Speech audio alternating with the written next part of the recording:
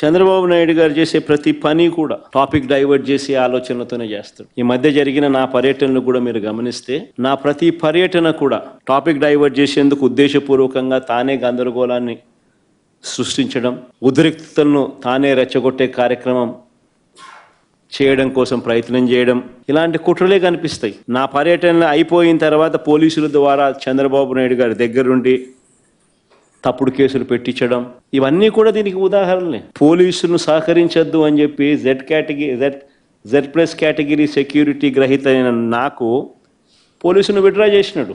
అంటే ఆయన 3 వచ్చినప్పుడు police Z plus category security ఇస్తాడు, ఆయన 3 రానప్పుడు జెడ్ ప్లస్ కేటగిరీ సెక్యూరిటీని విడ్రా చేసుకుంటాడు. నేను అడుగుతాను అయితే చంద్రబాబు నాయుడు, మేము రైతులకు అండగా నిలబడితే నీకు వచ్చిన నష్టం ఏమిటి అని అడుగుతాను. నీ ప్రభుత్వంగా నువ్వు చేయాల్సింది ఏమిటి?